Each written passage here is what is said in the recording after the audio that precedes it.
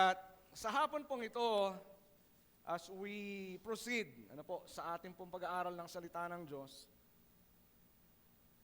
kasi minsan, the reason why we cannot be of help to other people or we cannot be of help to an extended or external factors, kasi tayo mismo meron tayong mga issues sa buhay. Personally, we have issues. And one of the issues that we normally encounter, ay yung tinatawag na doubt. Sabi niya nga po, doubt. Hindi gout, ha? Okay, iba may gout.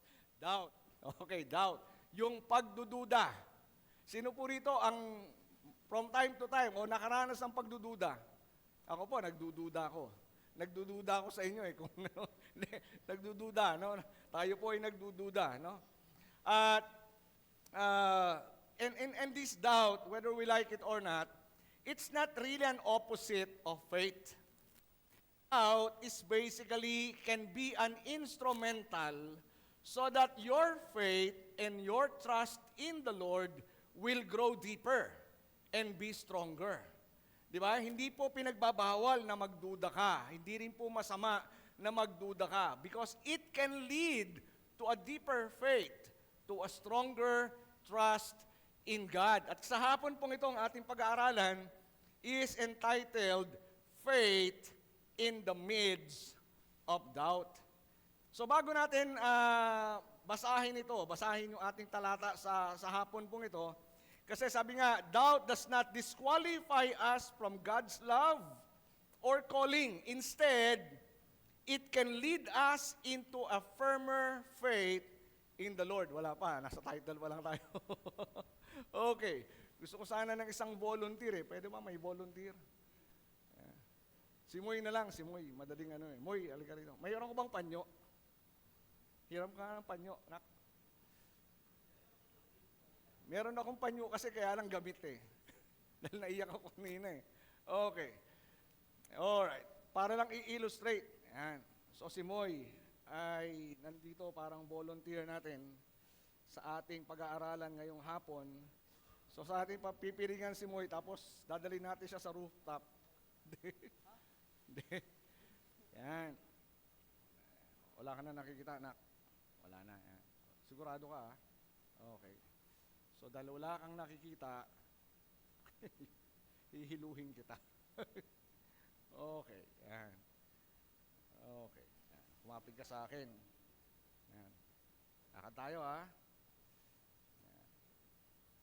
Yan. Lakad lang. Yan. Mabangga ka. Yan. Dito ka sa akin. Yan. Lakad ka lang. Yan. Diretso lang. Yan. Tayo po ba ay nakasubok na lumakad na hindi nakakakita? Yan. Sa buhay po natin, salamat nak ha. Yan. Ikaw, nakaranas ka na lumakad nang hindi nakakakita. Andito ako sa kaliwa, wala doon. Okay. Sige, salamat nak, salamat. Okay. Kasi po, kaya kung dinemonstrate yon is sometimes when we walk in our journey, in our lives, there are times that we don't know what is happening or how God or where God is leading us. May mga questions tayo, and sometimes as we go along in our lives, and we don't know what is happening, and we don't know what will happen, we are in doubt, sometimes we are anxious what will happen in our lives. But as long as the Lord is the one leading you, there is no reason for you to be afraid. All you need to do is not to struggle, hindi pumalag. Yun maganda kay mo, hindi siya pumalag. Ano po, wherever I lead him, he just followed without any struggle. But in real life, tayo po as we go along with God's direction in our life, sometimes we struggle. Right? Sometimes we are anxious, sometimes we worry, sometimes we are doubtful. na nandito ba ako sa tamang lugar? Yung bang direksyon ko ay tama? Is what is happening in my life is God's will? We have so many questions.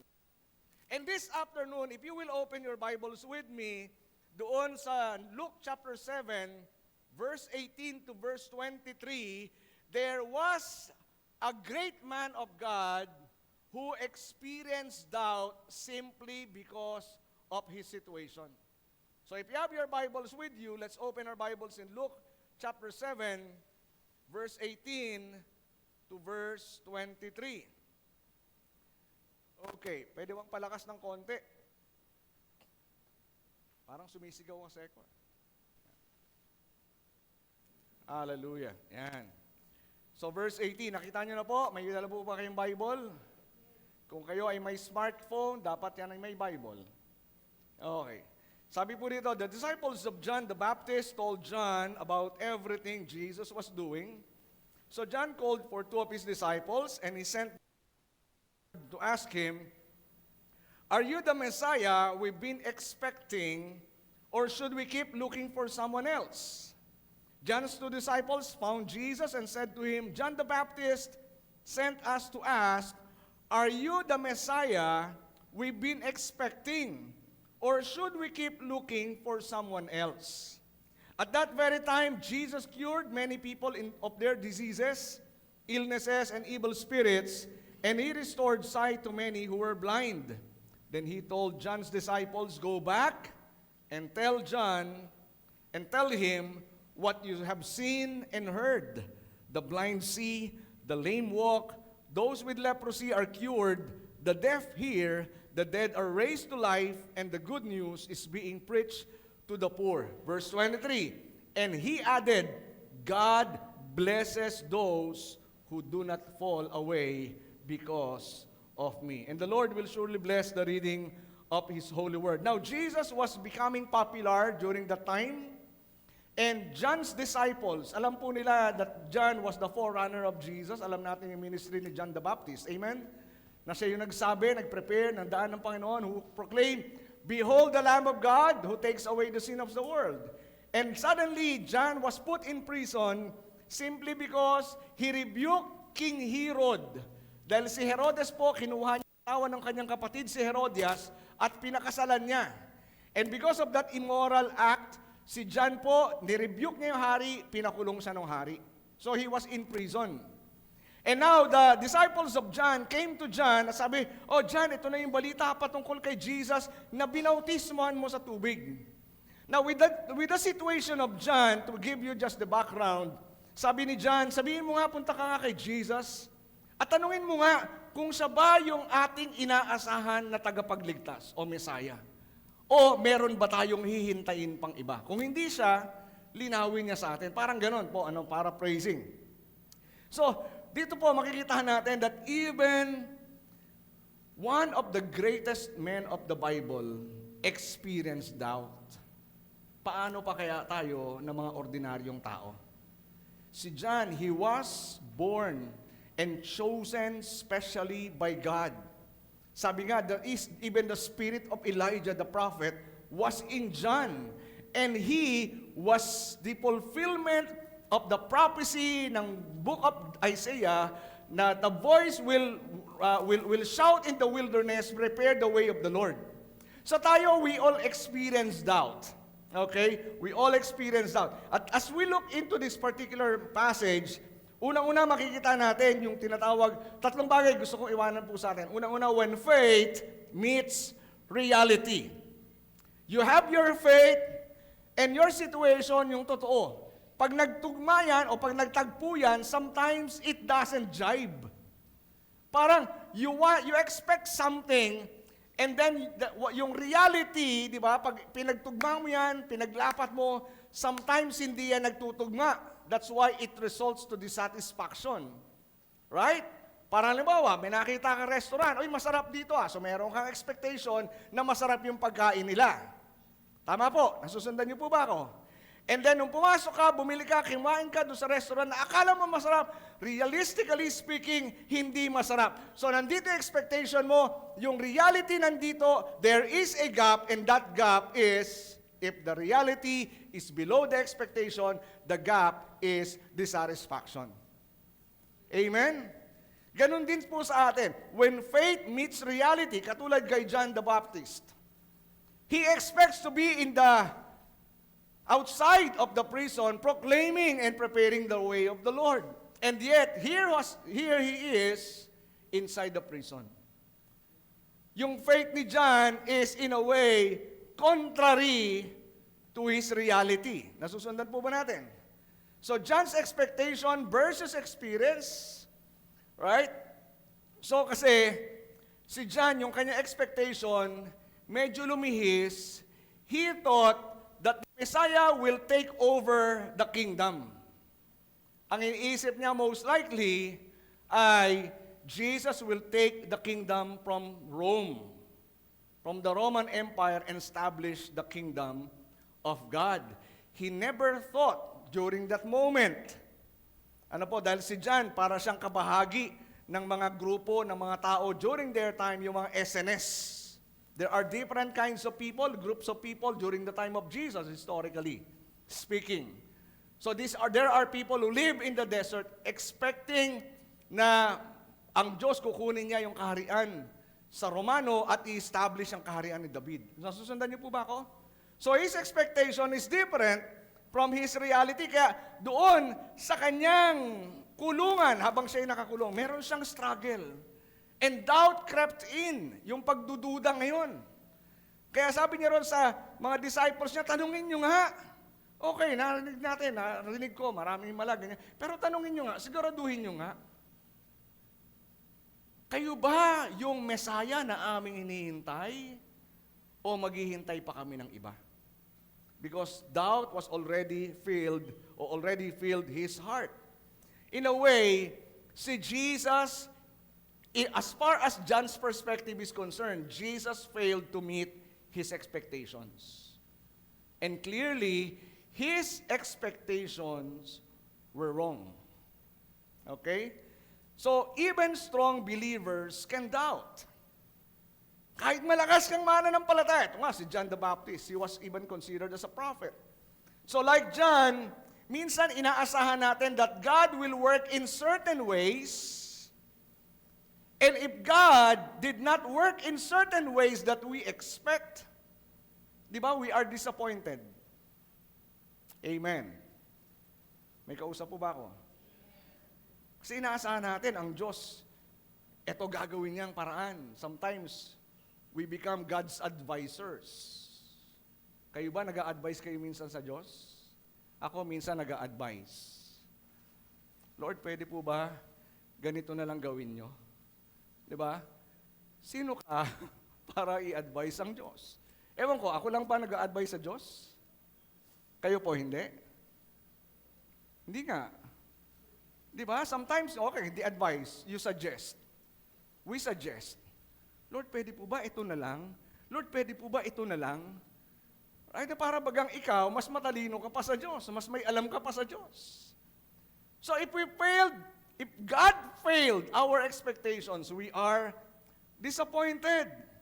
So if life failed to match our expectations, doubts rise. Tingnan mo kay Gideon, kay Moses, right? Kay David. These were great men of God. Kay Job, na yung inaasahan nila, hindi nangyari. Ano nangyari ngayon? Ano resulta? They doubted. Am I in the right place? Is God really good? Am I still in the purpose of God? Am I still doing God's plan? Am I still doing God's will? Parang kay Moses, in 40 years in the desert, right? He was questioning, did I really, ginawa ko ba talaga yung tama? If I did what is right, bakit ako nandito? Even Joseph, yung pinag-aralan natin nung nakaraan. If I did right, why am I in prison? John here, if I did right, if I am the forerunner of Jesus Christ, if I am the forerunner of the Messiah, why am I in prison? There is doubt. Amen? Kaya nga po, tandaan natin, kahit nga yung mga nagbabantay ng lighthouse, yung lighthouse, minsan may mga bantay yan eh. And sometimes you doubt the power of the light, especially if there is fog. Di ba?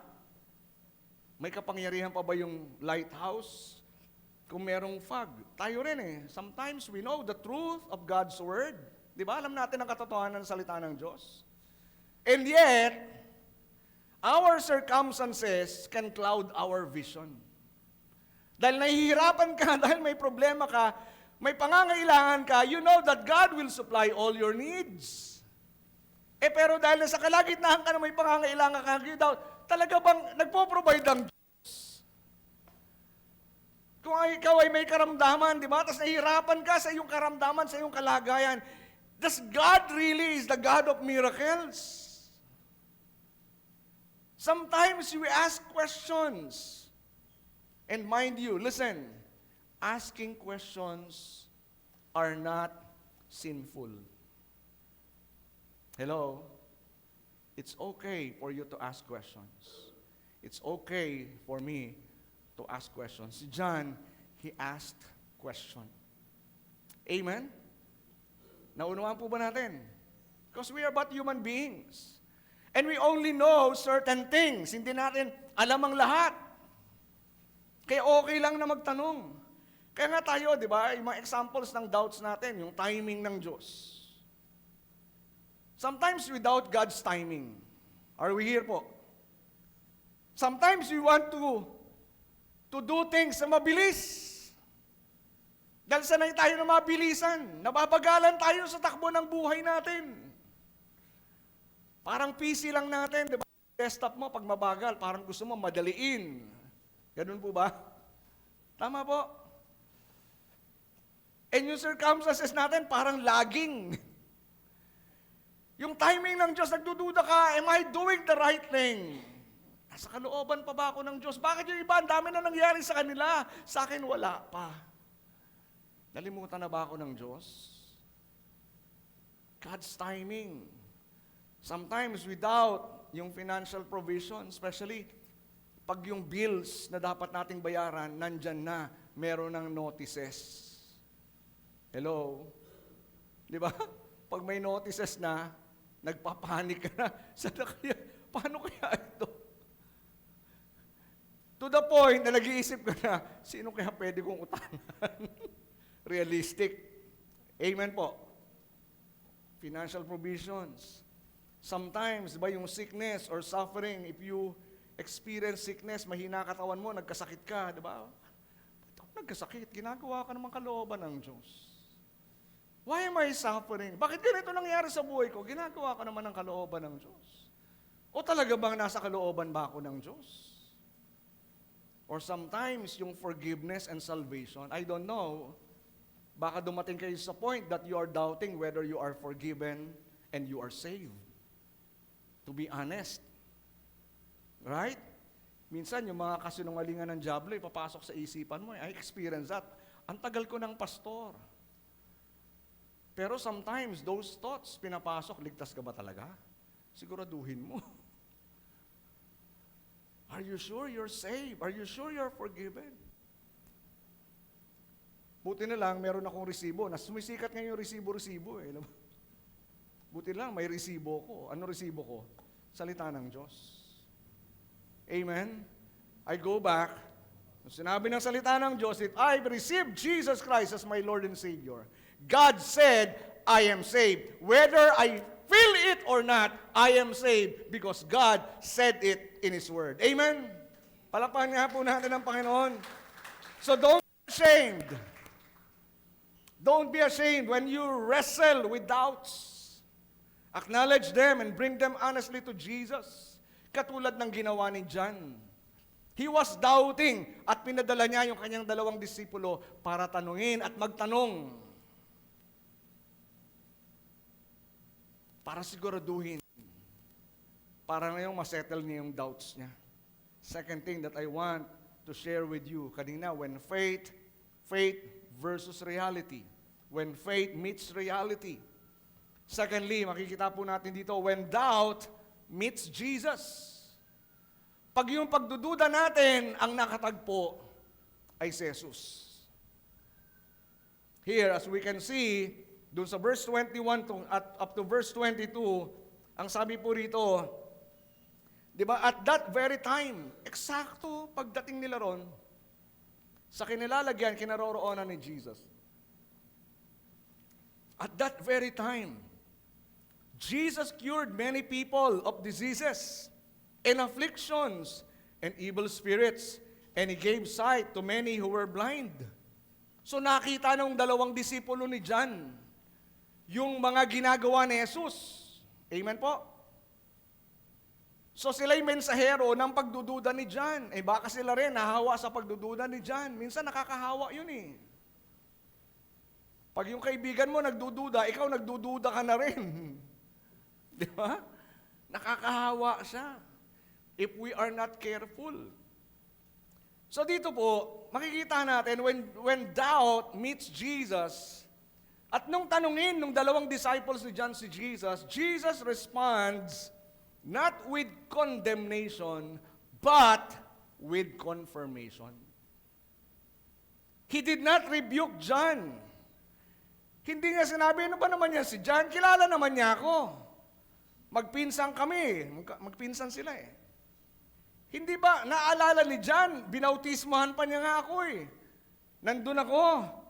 Bumaba ang Holy Spirit sa anyo ng kalapate, nagsalita ang Ama mula sa langit. Ito ang aking kinalulugdang anak. Nalubos ako nalulugod. Hindi ba niya naalala yun? Nalimutan na ba niya yun?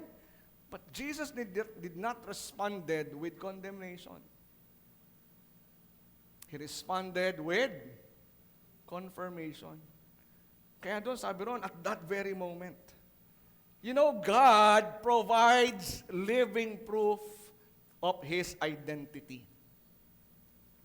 Pag may pagdududa ka, kapatid, kaibigan, God will not condemn you. But God will give proof of who He is. Pakikilala niya kung sino siya sa'yo.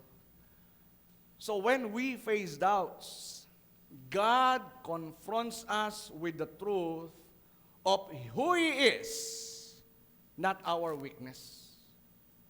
Hindi niya sabi, naku, weak ka naman. Wala ka bang tiwala sa akin? But that's not God's job. That's not the job of the Holy Spirit. Amen? If you are being condemned, that's not God. That's the devil. Listen, again, if you are being condemned, that's not the Holy Spirit of God. That's the devil. Amen? Because the Holy Spirit will remind you of His promises. The Holy Spirit will lead you to know who God is. Di ba? Minsan, katulad ni Job. Si Job, pag binasa niyo yung book of Job, nabasa na po ba yung book of Job? Ang habang discourses, di ba? Palitan ng discourses. Si kay Job at yung tatlo niyang kaibigan. Matapos sila magsalita at hindi na sila nanalo sa argument, si Elihu sumali, di ba? Pang-apat. And then later on, pagdating ng Job chapter 38, God finally confronted Job. Andiyan pa po ba kayo? Ano sinabi ng Diyos kay Job? Hina mo naman, Brad. Ganun ba? Ano sinabi ng Diyos kay Job? Pinakilala ng Diyos kung sino siya. Where were you when I created the world? Where were you? Di ba? Pinakilala ng Diyos si Job. Answer me. Ikaw na nagtatanong patungkol sa akin, sagutin mo ako ngayon. And God revealed Himself. At pag tayo rin nagtatanong, meron tayong pagtatanong, nagdududa tayo minsan sa ating kalagayan, God will reveal Himself to you. So Jesus points to evidence, not emotion. Ebidensya pinakita ni Jesus. Nandyan pa po ba kayo? He points to evidence, not emotion. Hindi na inis si Jesus. Kaya pag nagtanong ka sa Diyos, hindi rin naman siya maiinis eh. Bakit pa tanong ka ng tanong? Diba? God will be so patient with all our questions, with all our queries. Kahit meron ka pang 1,000 tanong, If God can answer that, He will answer that. Pero as we go back, di ba, si Jesus, hindi siya nag-focus doon sa emotion ni John at ng disciples. He points to evidence. Ano sabi ng verse 22? Sabi niya rin sa dalawang disciples ni John, go back and report to John what you have seen and heard. The blind receive sight, the lame walk, those who have leprosy are cleansed, the deaf hear, the dead are raised, and the good news is proclaimed to the poor. Bakit yun ang sinabi ni Jesus? Bakit yun ang tinuro ni Jesus? Ang mga bulag nakakita, bingi nakarinig, ang mga ketongin gumaling, ang buha, ang namatay nabuhay, at ang mabuting balita ay pinapahayag sa mga mahihirap. Bakit yun ang sinabi ni Jesus? Kasi yun ang ebidensya ng fulfillment of the prophecy about the Messiah. Because if we will read yung Isaiah chapter 35, verse 5 and 6, and Isaiah chapter 61, verse 1, hinula ni Prophet Isaiah na yon ang gagawin ng Messiah. Kasi ang tanong ni John, ikaw ba yung Messiah na aming inaasahan o meron pa kaming hihintaying iba? Hindi sinabi ni Jesus, I am the Messiah. But rather, Jesus said, sabihin nyo kay John, di ba, ito ang ginagawa ko. And these are proofs that I am the Messiah. Amen po. Hello. God will not tell you, I am God. Maniwala ka lang, I am God. No, He will point to His works. He will point to His faithfulness. He will point to His goodness. He will point to His love. He will point to His grace. God will not tell you, I am God, manampalataya ka sa akin. No. He will point to who He is. Amen? Proof. So pinapakita ron na siya yung promised Messiah. Kaya nga, when we doubt, sometimes, di ba, katulad, pag maulap ang panahon, wala bang araw? Ibig sabihin, pag madilim ang langit, wala bang araw? Hello? Wala bang araw? The sun is still there. We can still feel its warmth. Amen? Hindi dahil it is clouded, it is hidden by the clouds. Wala nang araw, no. Same thing din po sa atin. Sometimes, God's presence, or similarly, God's presence is still real even if it is hidden by the clouds of our circumstances. Minsan, hindi mo maramdaman ang presensya ng Diyos. Pero it doesn't mean that God does not exist. Hindi ko man nakikita ang Diyos eh. So God does not exist. No. The very world where we live proves that God exists. Your very existence proves that God exists. Your very anatomy proves that God exists. Amen? It doesn't mean dahil hindi mo nakikita, hindi siya nag-exist. Kaya isang pilosopo, pinolosopo rin yung isang pilosopo eh. Nakikita mo ba utak mo? Hindi. O does it mean wala kang utak? Are we here po? So when you are doubting, katulad ni John, when you are doubting, do not look at your prison walls, but at God's works. Amen? Pag nagdududa ka, huwag mo tingnan yung limitations mo. Huwag mo tingnan yung circumstances mo. Ang tingnan mo yung mga ginawa ng Diyos. At yung kanyang mga gagawin. Nakikinig po ba tayo? So when doubt creeps in, don't rely on feelings alone. The Bible says, 2 Corinthians 5:7, we don't live by sight nor by senses, we live by faith. And faith is the substance of things not seen, the evidence of things hoped for. Sabi ng Hebrews chapter 11 verse 1. So if doubt creeps in, don't rely on feelings. Wala akong nararamdaman na. No, don't rely on feelings alone. Look back at what God has already done in your life. If God was faithful yesterday, He is still faithful today, and He will be faithful tomorrow. Because God does not change. Amen? Shall we give Him the Lord, shall we give the Lord the clap offering? Hindi yung kahapon, faithful ang Diyos. Ngayon, parang hindi ko siya hindi na faithful ang Diyos. What kind of conclusion is that? Kaya nga, He does not change. You may change. Your circumstances may change. Your needs may change. Remains who He is. Amen? Ano sabi ng Malakay 3:6? I am the Lord and I change not. That's why you're not consumed. Kaya hindi kayo napapahamak kasi hindi ako nagbabago, sabi ng Diyos.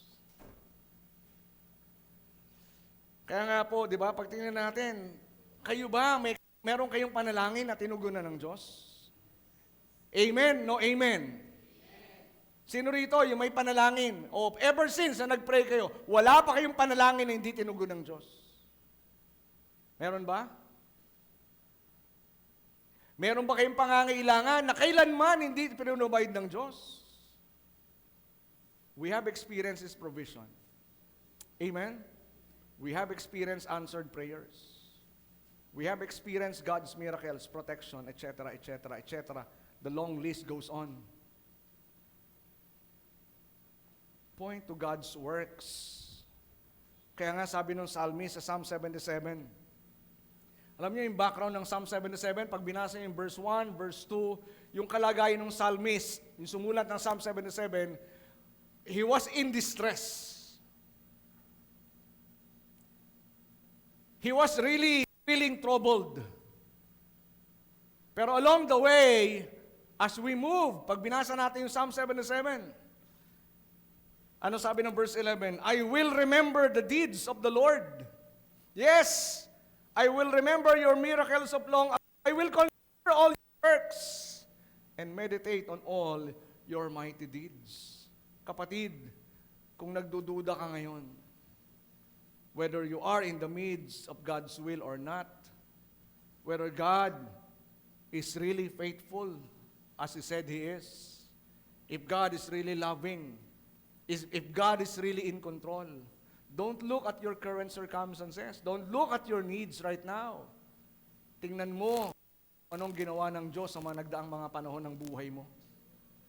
And if God did what He promised to do in the past, God will also do the things that He promised in your today and even in your tomorrow. Amen? Palakpakan nga natin ang Panginoon. So instead of wallowing in your, di ba, in your fears, worries, need, tingnan mo yung difficulties ng situation mo, ng trouble mo, etc., etc. Ano suggestion dito? Meditate. I will meditate on your works, on your deeds of long ago. That's what we need to do.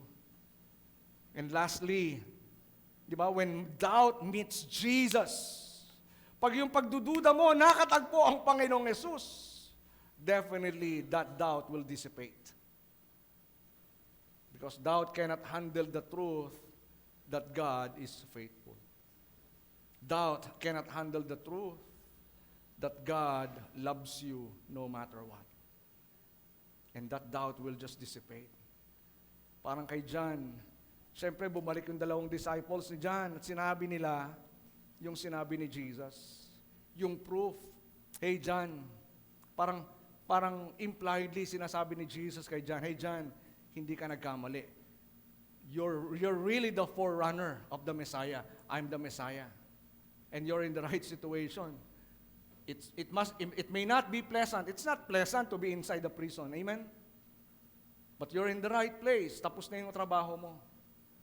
And later on, we learned, according to what the Bible said, later on, di ba, pinatay si John, pinugutan siya ng ulo. May duda pa ba kay John? What do you think? May duda pa ba kay John? that he was in the middle of the will of God? Most likely, wala na. The doubts were erased. And he was able to face his death without fear. Amen? Tayo rin eh. Pag na-encounter natin ang Diyos, doubts dissipates. And doubts will turn to faith. It will become faith. Our faith is stronger. Our trust becomes deeper. So lastly, when trust overcomes doubt. Diba? Pagdating ng verse 23, bukod doon sa sinabi ni Jesus, nagdugtong si Jesus. Verse 23, ano sabi ng verse 23? And he added, blessed is he who does not take offense at me. Or blessed is anyone who does not stumble on account of me. Importante ito, mga kapatid. Listen. Bakit dinugtong to ni Jesus? Hindi lang niya sinabi na ako ang Messiah, according to his works.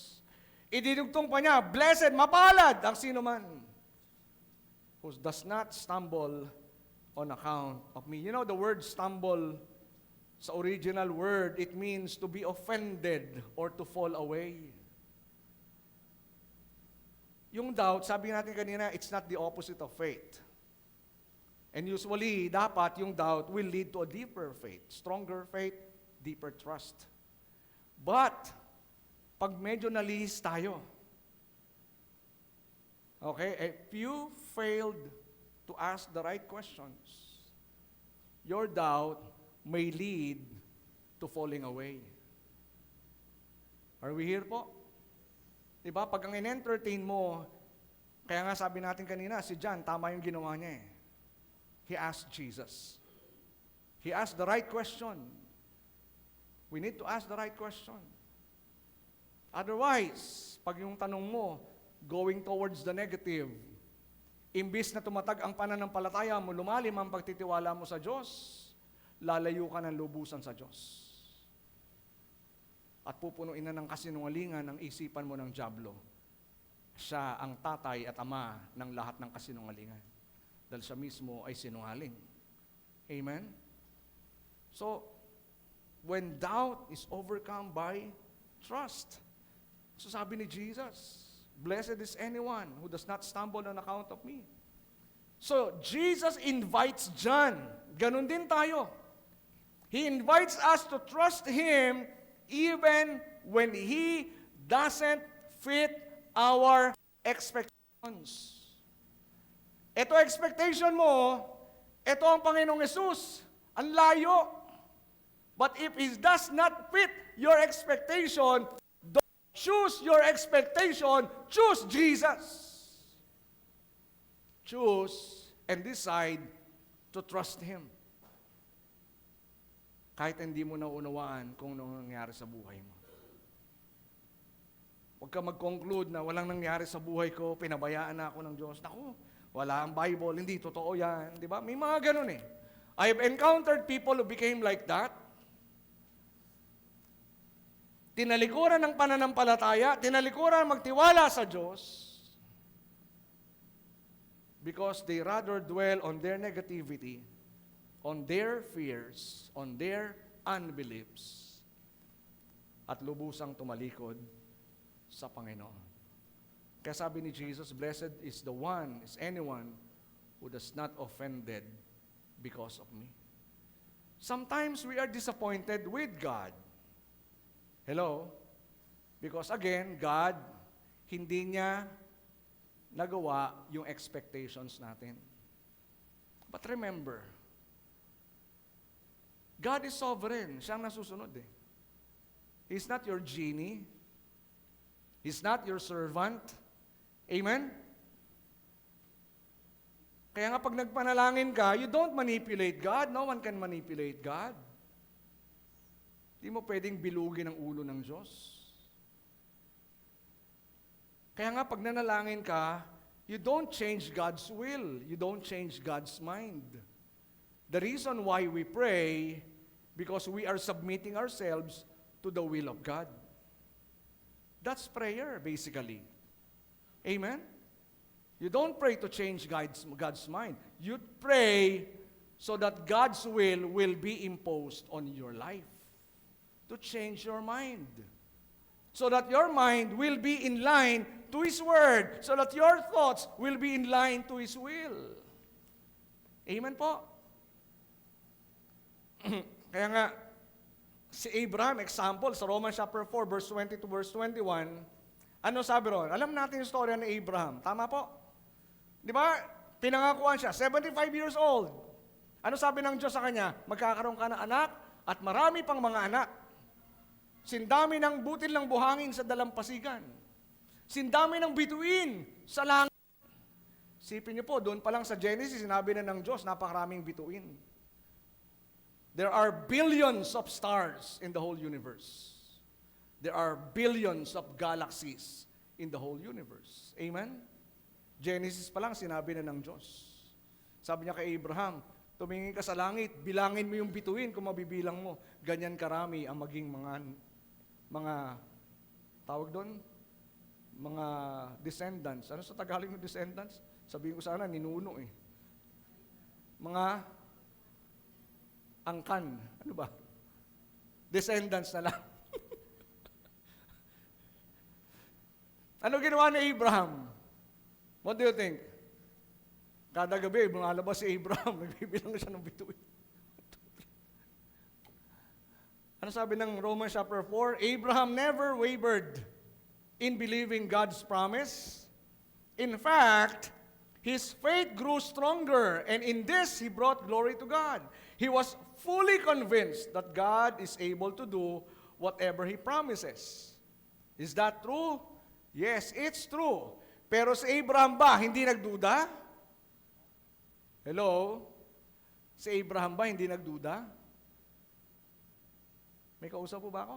Nagduda, hindi? Yes or no?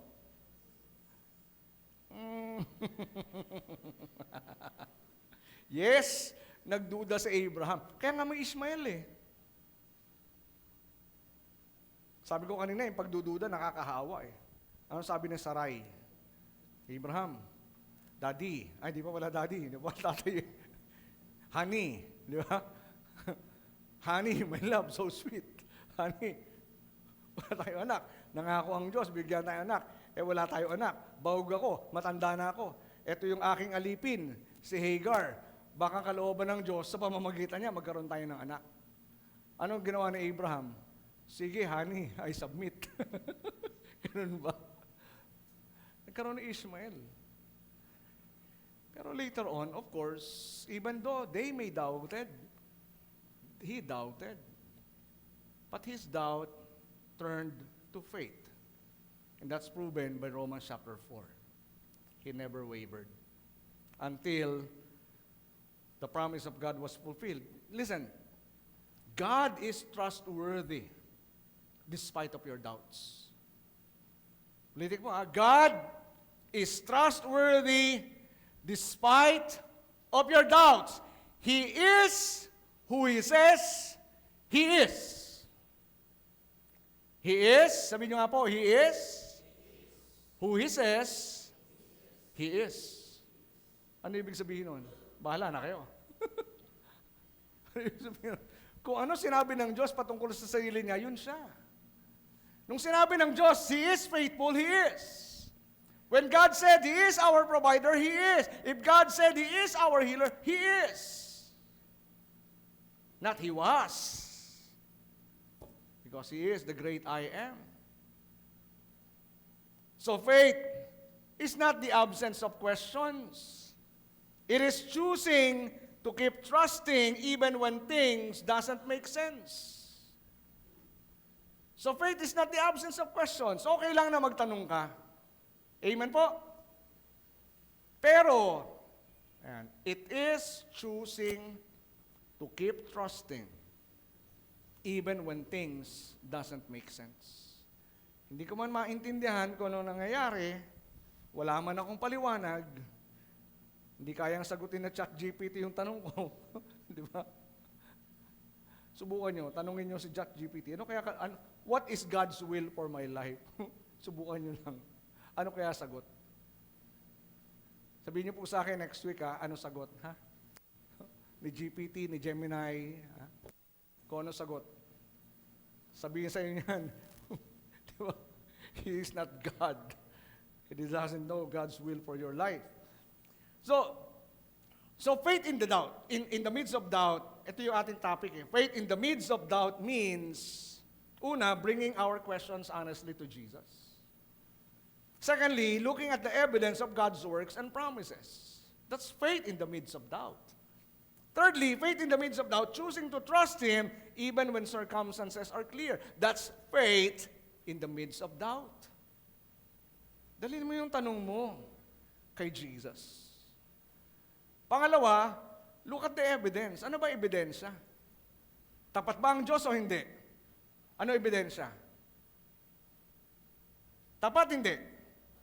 Tapat, yun ang ebidensya eh. Mabuti ba ang Diyos o hindi? Ano ebidensya? Mabuti. Yung sinasabi ng ebidensya, hindi tayo we don't rely on circumstantial evidence. We don't rely on rumors alone. So that's faith in the midst of doubt. And also, listen, faith is anchored in who Jesus is, not on what we feel. Ang pananampalataya po, naka-anchor yan kung sino si Jesus. Hindi kung ano ang nararamdaman mo. So kung ang nararamdaman mo ay hindi maganda o contrary to what the Word of God is saying, that's not faith. Dahil ang pananampalataya, naka-angkla yan kung sino si Jesus. So si John, nung siya'y nagduda, does that make him less of a prophet? No. It's but natural for us to doubt. Amen? Pag ikaw ba nagduda, hindi ka na anak ng Diyos? Hindi ka na baligtas? Naku, nagduda ka, wala ka na sa listahan ng langit. Disqualified ka na. Hindi ka na love ni Lord. Hindi. It doesn't make you less of God's child. You are still God's child. Kahit napakarami ng ebidensya, lalong-lalo na yung kamatayan ni Jesus, that prove that He loves you, sometimes dumarating pa rin tayo sa punto na nagdududa tayo.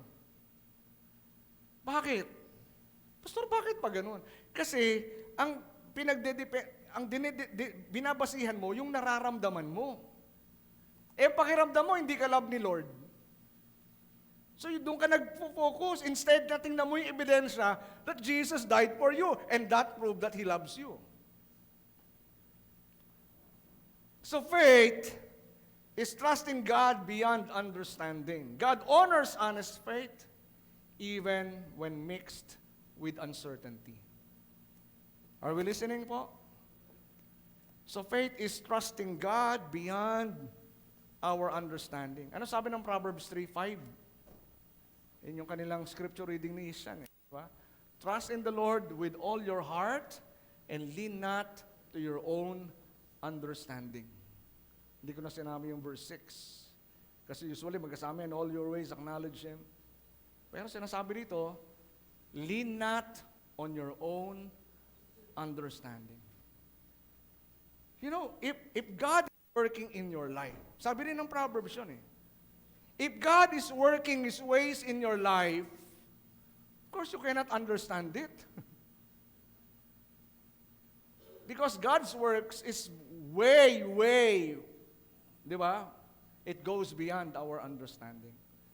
So sa atin po, di ba ang pagtitiwala, para lang yang umupo sa silya eh. Tama po? Kayo po ba, bago kayo umupo sa silya, tinignan nyo kung yung silya kaya kayo? Sino po rito nag-check kanina? Wala. Wala? Meron po ba nag-check? Di nyo alam, 3 lang pala yung paa niyan. Di nyo tiningnan. Hindi. Di ba? Bigla na lang kayong umupo. Tama po? You just sat on those chairs. At hindi kayo umupo na, di ba, isang pisngilo ng puwet nyo yung nakaupo. Tama po? Ngayon, sa pagkakaupo nyo, is your whole weight on the chair? Why not trust God better than the chair? Amen? Why not trust God better than the chair where you are sitting now. If you can put all your weight on this monoblock chair, why not put all your weights on God who is faithful? Palakpakan nga po natin sandali ang Panginoon. Kasi faith means leaning on Christ even when doubts whisper otherwise. Parang kanina, di ba? Si Moy, naglakad kami. Maybe one of the factors kung bakit hindi nag-struggle si Moy, ano kaya? Because he trusted in me. That's one of the biggest factor. Kilala niya ako eh. Amen? Kilala niya ako na hindi ko siya ipapahamak. And if we know who God is, and God, you believe that God is leading your life, there's no reason for you to struggle. Just allow Him to lead you. Dahil hindi ka dadalhin ng Diyos sa isang lugar na ikapapahamak mo.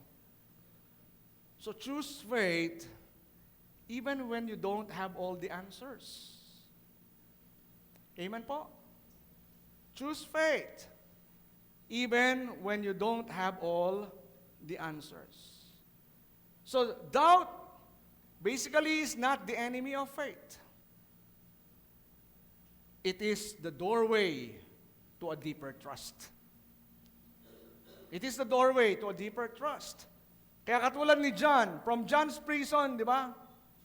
Sa atin, sa mga struggles natin ngayon. Ang Panginoon, He reminds us, unang-una, faith meets reality with questions. Secondly, doubt meets Jesus who answers with His works. And thirdly, trust overcomes doubt and brings blessings. Ito yung pinag-aaralan natin. Kaya nga po, as we close this afternoon, remember that God's plan may not match our timeline. Minsan nagmamadali tayo. We are in the era where everybody is, in a way, we wanted everything to be as quick. Di ba? Nasanay tayo mga instant. So remember that God's plan may not match our timeline, but listen, His purpose never fail. It will never fail. He will surely bring it to completion. Ano sabi ng Diyos sa Isaiah 46 verse 9 and verse 10 bago tayo magtapos? Remember the former things, those of long ago. I am God, and there is no other. I am God, and there is no one like me. I make known the end from the beginning, from ancient times, what is still to come. And He says, my purpose will stand, and I will do that I please. Mga kapatid, kung sa palagay ninyo, yung ginagawa ng Diyos ay hindi nagmamatch sa expectations, no? Choose to trust God. He knows what He is doing. Kung parang sabihin natin, para kayong nababagalan sa pagkilos ng Diyos, siya hindi.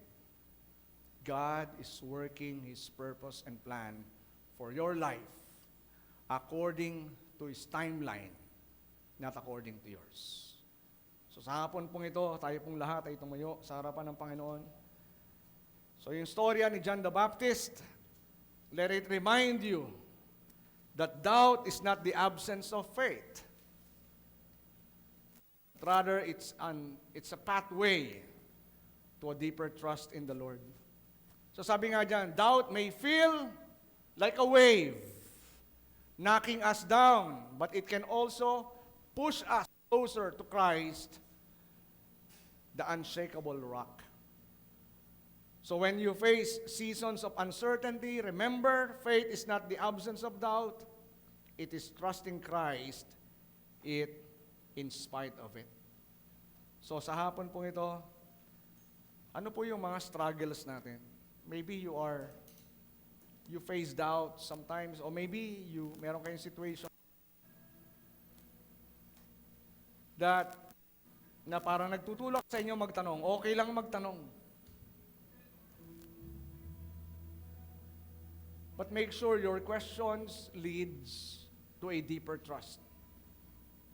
Make sure that your questions leads for you to know God more. Come to the Lord with all your doubts. Come to the Lord with all your questions, regardless of what questions they are. Come to Him.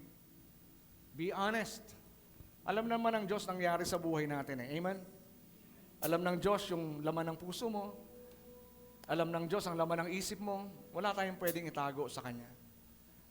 So we might as well be honest. Lord, ito talaga nararamdaman ko eh. Di ba kung nalulungkot ka, lapit ka sa Panginoon, Lord, nalulungkot ako eh. Di ko alam bakit. Lord, bakit ganito nangyayari sa buhay ko? Actually, parang wala nga nangyayari sa buhay ko eh. Be honest with God. And listen, God may not answer your questions directly. Because most of the time, instead of asking your questions directly, God will show you who He is. At pag nakilala natin kung sino ang Diyos, katulad ni Job, sabi niya, before I have only heard about you, but now I have seen you face to face. Dati narinig lang kita, ngayon nakita kita. So sa hapon pong ito, as we close our eyes, maging ating mga kapatid who are watching this service, come to the Lord as honest as you can, with all your struggles, with all your questions, with all your doubts. And choose to trust the Lord, even though you don't understand. Father, salamat po sa hapon pong ito.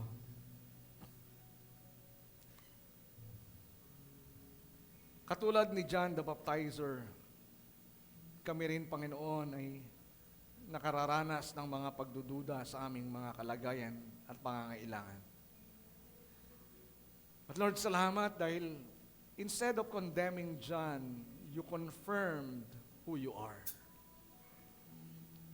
The same way po sa amin, you don't condemn us when we ask questions. You don't condemn us when we doubt.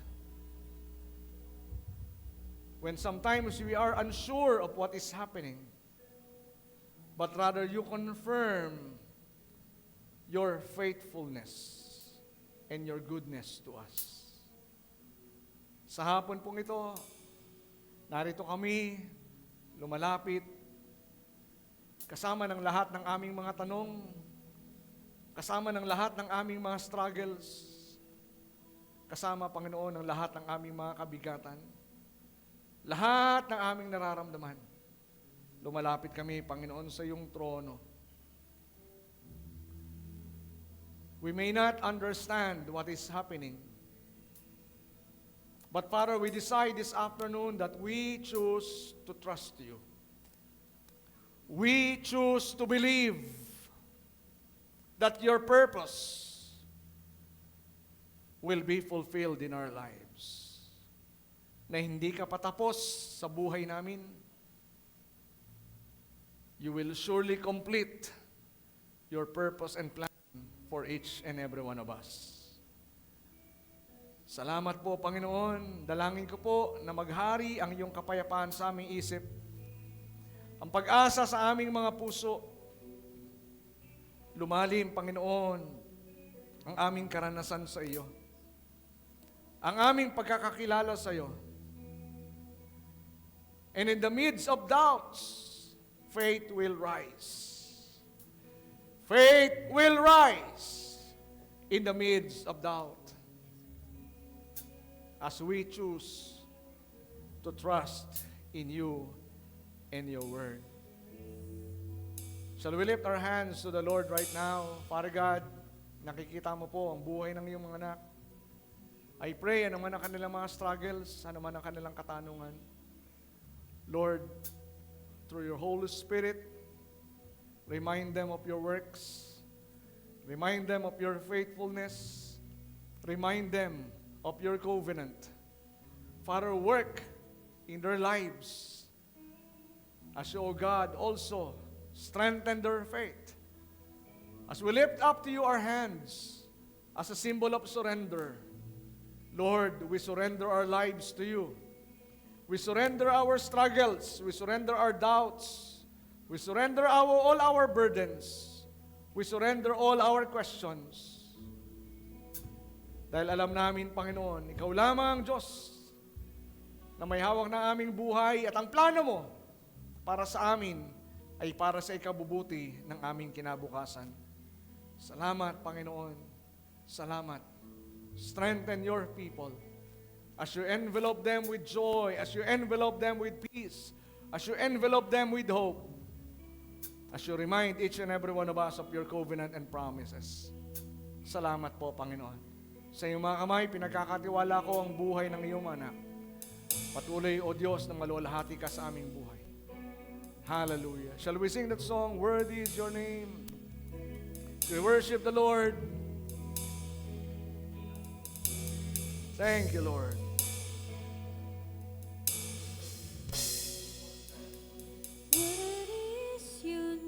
Shall we lift our hands to God as we worship Him? You deserve the praise. Worthy is your name. Worthy is your name. Choose to worship rather than to worry. You deserve the praise. Worthy is your name. Worthy is your name. Worthy is your name. Jesus, you deserve the praise. And receive God's joy. Receive God's peace. Receive God's provision. Receive God's healing. Oh, even His breakthrough. As you worship Him. Hallelujah. Oh, worthy is your name. Jesus, you deserve the praise. Worthy is for the last time. Oh, worthy is your name. Jesus, you deserve the praise. Worthy is your name. Palapahan nga po natin ang Panginoon. God richly bless you. Hallelujah.